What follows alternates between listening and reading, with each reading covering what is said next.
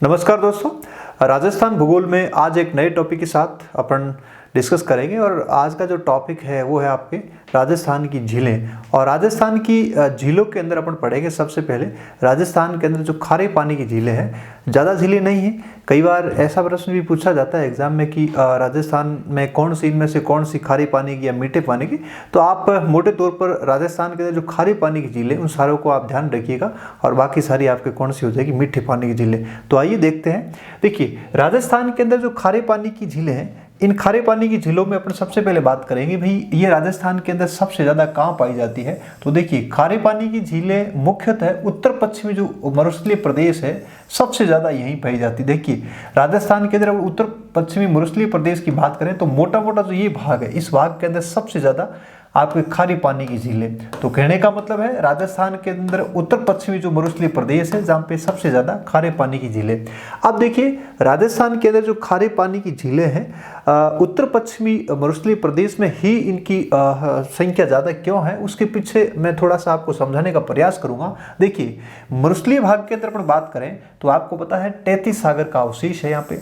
देखिए 33 सागर। अब देखिए 33 सागर के अवशेष की अपन बात करें तो यहाँ पे आपको याद रखना है सोडियम और कैल्शियम के खूब सारे लवण पाए जाते हैं। और इन लवणों का जब पानी के अंदर जब ये लवण घुल जाते हैं तो पानी में क्या आ जाता है, खारापन। बस आप ये ध्यान रखिएगा, 33 सागर का अवशेष और इसके अंदर सोडियम और कैल्शियम के खूब सारे जो लवण पानी के अंदर जब मिल जाते हैं तो पानी के अंदर क्या आ जाता है, खारापन। तो एक तो अपन कारण ये देख सकते हैं 33 सागर वाला।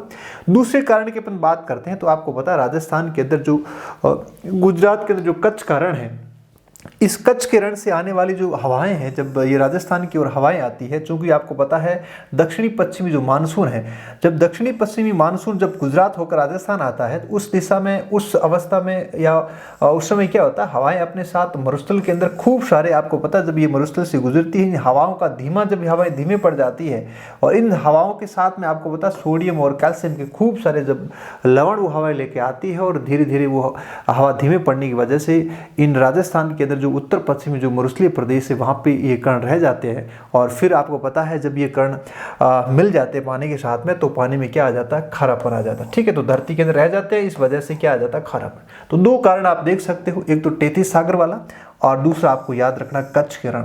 यानी कच्छ के रण से आने वाली जो हवाएं हैं, जब हवाएं अपने साथ में जब कच्छ के रण से होकर गुजरती है तो अपने साथ में खूब सारे सोडियम और कैल्शियम के जब लवण लेके आती है और हवाएं जब राजस्थान के अंदर आती है और धीरे पड़ने की वजह से जब ये हवाओं के साथ में जो कण है वो मरुस्थल के अंदर मिल जाते हैं और धीरे धीरे इस मरुस्थल के अंदर जो पानी है उस पानी में क्या आ जाता है, खारापन। तो आप दो कारणों से स्पष्ट कर सकते हैं कि राजस्थान के अंदर, पश्चिमी राजस्थान के अंदर ही खारे पानी की झीलों की बहुलता क्यों है, इसके पीछे आप दो कारणों से इसको स्पष्ट कर सकते हैं।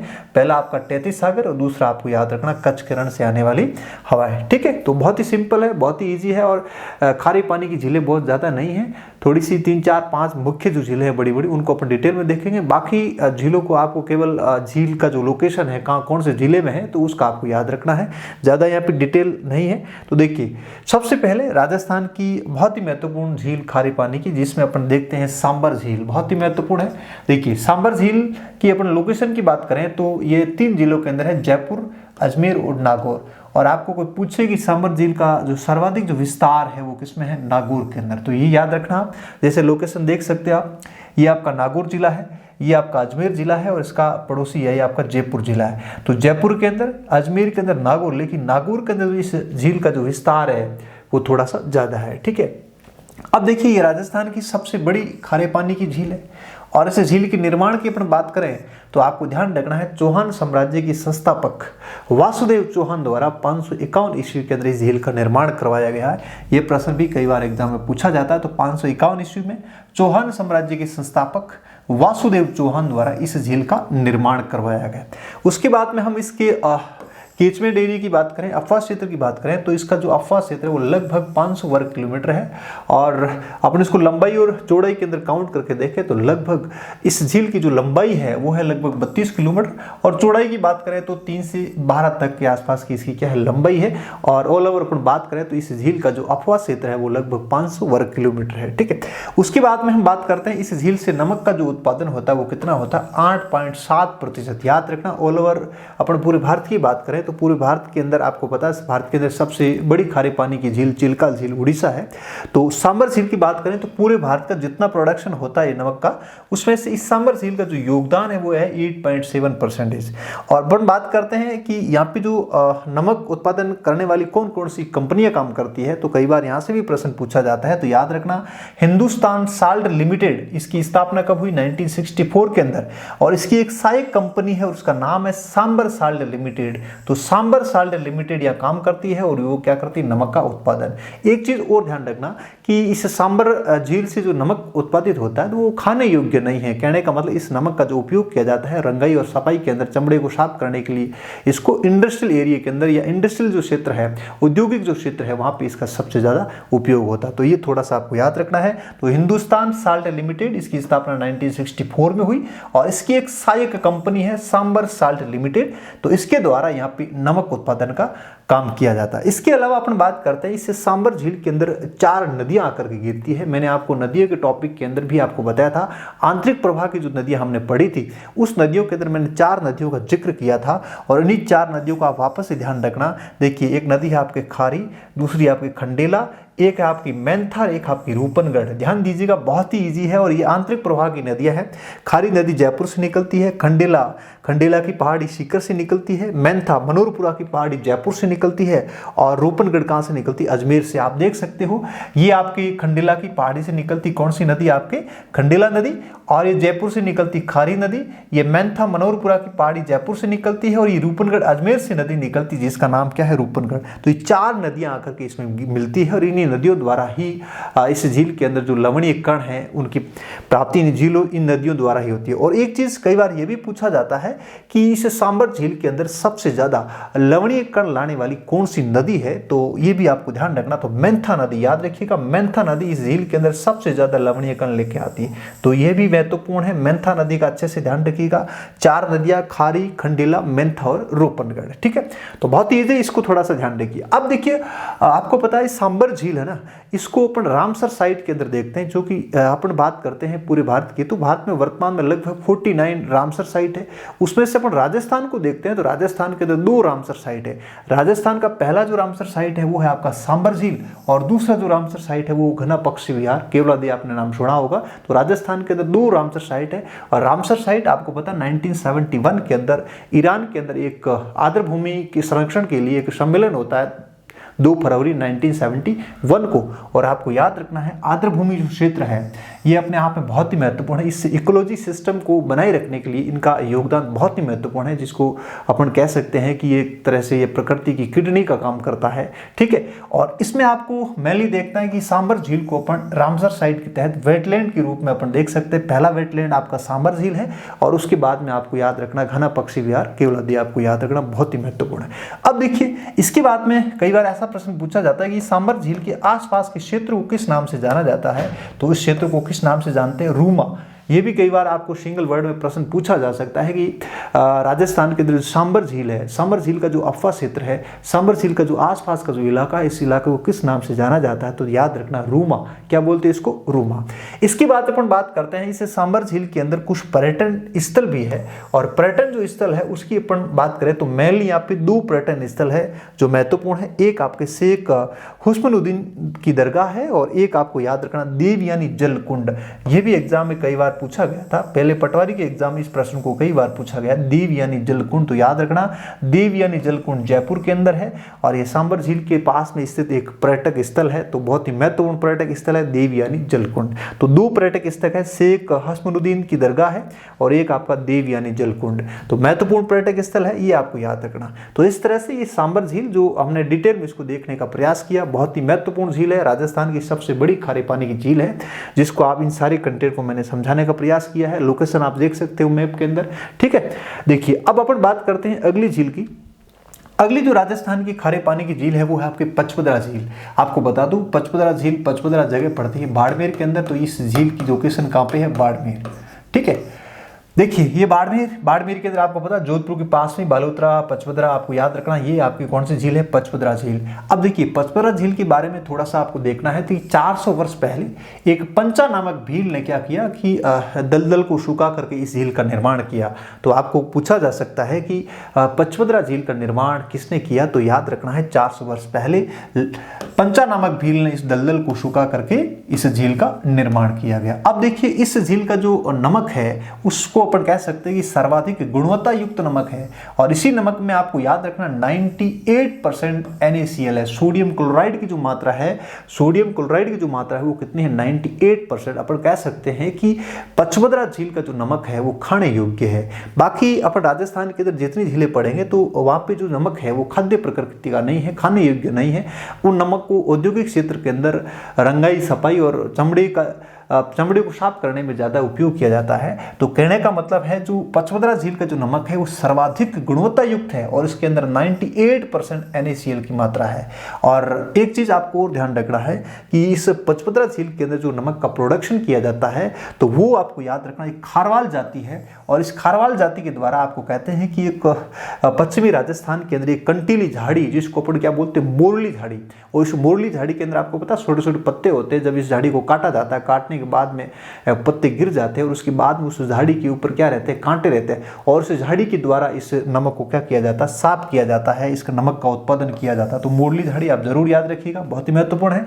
तो ये 3-4 फैक्ट है आपको इस पचपदरा झील के संदर्भ में आपको ध्यान रखना है। मोरली झाड़ी है, खारवाल जाती है, और ये सबसे बेस्ट नमक है, 98% NaCl की मात्रा है, ठीक है। और दलदल को सूखा करके इस झील का निर्माण पंचा नामक भील ने किया था, इसी वजह से इसका नाम ही क्या बढ़ गया।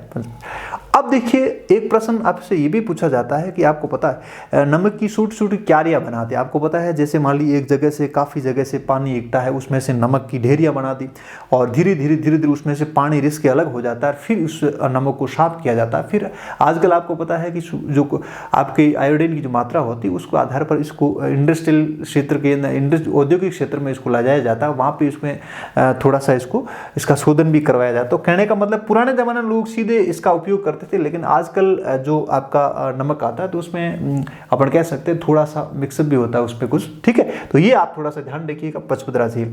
उसके बाद में अपन अगली झील की बात करें तो अगली झील आपकी डिडवाना झील, और डिडवाना झील राजस्थान के अंदर नागौर जिले के अंदर है। और डिडवाना झील का जो नमक है वो अखाद्य प्रकृति का है, और अखाद्य प्रकृति का क्यों है, क्योंकि इस झील के अंदर जो नमक है उसके अंदर सोडियम सल्फाइड और सोडियम सल्फेट की मात्रा ज़्यादा होती है। ध्यान रखना, सोडियम सल्फाइड और सोडियम सल्फेट NaSO3 और Na2SO4 की मात्रा ज़्यादा होती है, इसको अपन बोलते हैं सोडियम सल्फाइड, और ये आपका सोडियम सल्फेट।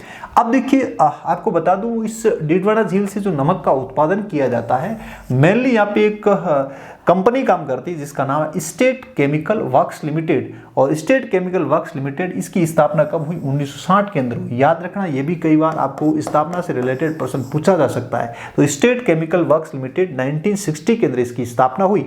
और आपको बता दूं ये जो स्टेट केमिकल वर्क्स लिमिटेड, यहाँ पे आपको पता एक तो सोडियम सल्फाइड का उत्पादन होता है और एक सोडियम सल्फेट का उत्पादन, ठीक है। तो इस तरह से ये 2 इकाइयों के अंदर काम करती है, एक सोडियम सल्फाइड का उत्पादन और एक सोडियम सल्फेट, और ये अखाद्य प्रकृति का है। और इस नमक का उत्पादन औद्योगिक क्षेत्रों में ज़्यादा उपयोग होता है, तो ये आपको थोड़ा याद रखना है। और एक चीज़ आपको याद रखना है कि यहाँ पे नमक उत्पादन का कार्य कुछ निजी संस्थाएं भी करती है, और उन निजी संस्थाओं को अपन किस नाम से जानते हैं, देवल संस्था। तो ये भी प्रश्न कई बार एग्जाम में पूछा जाता है कि देवल संस्था का संबंध किस झील से है। तो आपको याद रखना डिडवाना झील, जहाँ पे कुछ निजी संस्थाएं भी काम करती है और इन संस्थाओं के द्वारा भी नमक का उत्पादन किया जाता है। इन संस्था को अपन देवल संस्था बोलते हैं, ठीक है। तो आप मोटा याद रखना है डिडवाना नागौर के अंदर है। यहाँ पे जो नमक है वह खाद्य प्रकृति का है, क्योंकि इस नमक के अंदर सोडियम सल्फाइड और सोडियम सल्फेट की मात्रा ज्यादा है। उत्पादन के लिए आपको स्टेट केमिकल वर्क्स लिमिटेड इसकी 2 शाखा काम करती है, एक शाखा आपका सोडियम सल्फाइड और दूसरी सोडियम सल्फेट का उत्पादन करती है। और इसके अलावा इस झील के अंदर कुछ निजी संस्थाएं भी नमक उत्पादन, नमक प्रोडक्शन का काम करती है, और उन निजी संस्थाओं को अपन क्या बोल सकते हैं, देवल संस्था। जैसे आप लोकेशन देख सकते हैं, ये आपका नागौर जिला है, नागौर जिले के अंदर डिडवाना आप देख सकते हैं इस झील का लोकेशन, ठीक है। क्योंकि नक्शे के अंदर आपको एक एक जिला का पता होना चाहिए, आपको किसी भी जिले के अंदर हाथ टच करते आपको पता होना चाहिए कि भाई ये बूंदी जिला है, ये कोटा जिला है, ये बारा है, ये झालावाड़। आप कहीं आप अंगुली रखो, आंख बंद करके अंगुली रखो, आपको पता होना चाहिए ये फलाना जिला है, ठीक है। तो थोड़ी सी प्रैक्टिस करिए नक्शे की। अब देखिए अपन राजस्थान के अंदर कुछ छोटी मोटी और झीलें हैं जिनका कोई डिटेल में अपन डिस्कस नहीं करेंगे। आपको केवल उन झीलों का, खारे पानी की जो झीलें हैं राजस्थान के अंदर, इसका लोकेशन कहाँ है, ये कौन से जिले में स्थित है। कई बार ऐसा पूछा जा सकता है जैसे अपन मीठे पानी की झीलें पढ़ेंगे उसके बाद में आपको पूछेंगे भाई इनमें से कौन सी खारे पानी की नहीं है या कौन सी मीठे पानी की है। तो आप मेनली ऐसा करिए कि खारे पानी की जो झीलें हैं वो संख्या में थोड़ी सी कम है, तो आप इसलिए सारी खारे पानी की झीलों को याद कर लो और ये याद होने के बाद में बाकी सारी जो झीलें हैं वो कौन सी हो जाएगी, आपके मीठे पानी की। इसलिए मैं कुछ छोटी छोटी उत्तर पश्चिमी जो मरसली जो क्षेत्र है उसके अंदर कुछ झीलें हैं, उन झीलों का आपका लोकेशन याद रखना कौन से जिले के अंदर। देखिए सबसे पहले मैं जैसलमेर जिले की बात करूं तो जैसलमेर जिले के अंदर 2 झीलें हैं जिसके अंदर आपको एक झील का नाम याद रखना पोखरण, बहुत ही ईजी है, कोई दिक्कत नहीं है। एक है आपकी कावूद, तो कावूद का थोड़ा सा ध्यान रखना, कावूद झील जैसलमेर के अंदर खारे पानी की झील। उसके बाद में हम बात करते हैं जोधपुर की, तो ये आपका जोधपुर जिला है और जोधपुर के अंदर फलोदी जो झील है वो आपके खारे पानी की झील है। उसके बाद में अपन जोधपुर के ऊपर बात करते हैं बीकानेर की, तो बीकानेर के अंदर एक झील है जिसका नाम है लूणकरणसर बीकानेर। याद रखना ये भी बहुत ईजी है, जगह कोई ज़्यादा आपके जानी पहचानी जगह है इसलिए आपको दिक्कत नहीं आएगी। बस दिक्कत ये आएगी ये खारे पानी की है कि मीठे पानी की। तो मेनली जब आप कभी बार भूल जाओ तो याद रखना ये सारी की सारी झीलें हैं जो पश्चिम में पड़ती है, उत्तर पश्चिमी जो मरुस्थलीय प्रदेश है लगभग इसी प्रदेश की झीलें हैं। मैंने कहीं आपको पता है जैसे सीकर, झुंझुनू, शेखावाटी क्षेत्र ले लिया, नागौर ले लिया, इसके बाद का जो नीचे का क्षेत्र है ये पूर्व का मैदान है और दक्षिणी पूर्वी पठारी प्रदेश में मैंने कोई खारे पानी की झील का जिक्र नहीं किया। इसलिए याद रखना मोटा मोटा कि जो खारे पानी की झीलें हैं ये उत्तर पश्चिमी मरुस्थलीय प्रदेश के अंदर ही है, ठीक है। इसके बाद में बीकानेर का पड़ोसी आपका हनुमानगढ़ के जस्ट नीचे आपका चूरू जिला है और चूरू जिले के अंदर एक झील है खारे पानी की जिसका नाम है ताल सापर झील। आगे अपन अभ्यारण्य पढ़ेंगे उस समय ताल सापर अभ्यारण्य के बारे में अपन डिस्कस करेंगे, क्योंकि राजस्थान के अंदर काले हिरणों की जो शरण स्थली है वो आपका ताल सापर है, ठीक है। इसके बाद में जैसे हम थोड़ा सा नीचे आते हैं आपको पता है एक प्याले नुमा आकृति आपको नजर आ रही है आपका सीकर जिला और ऊपर अपन देखेंगे झुंझुनू जिला है। तो सीकर जिले के अंदर 2 खारे पानी की झीलें हैं, दोनों ही महत्वपूर्ण, एक आपकी कासोर है और दूसरी यहाँ पर रेवासा है। तो याद रखना कासोर और रेवासा ये दोनों जिले कहाँ पे हैं, सीकर के अंदर। और सीकर से जैसे आप नीचे आएंगे तो लगभग आपका मध्यवर्ती राजस्थान से थोड़ा सा ऊपर आपका नागौर जिला है और नागौर जिले के अंदर 2 झीलें, एक आपकी डेगाना है और दूसरी आपकी कुचामान है, ठीक है। एक हमने डिडवाना को डिटेल में पढ़ा, इसके अलावा 2 छोटी छोटी झीलें हैं आपको याद रखना है, एक डेगाना एक आपकी कौन सी है, कुचामान। उसके बाद में अपन देखते हैं तो ये मेनली आपने छोटी छोटी झीलें हैं जिनकी जगह से रिलेटेड आपको प्रश्न पूछा जाएगा। लोकेशन आपको याद रखना बहुत ही ईजी है, यानी राजस्थान के अंदर जो खारे पानी की झीलें हैं, खारे पानी की झीलें संख्या में बहुत कम है और इसलिए अपन इस सभी खारे पानी की झीलों को अच्छे से याद कर लो ताकि मीठे पानी की झीलें पढ़ेंगे तो वहाँ पे आपको ज़्यादा कन्फ्यूजन नहीं होगा।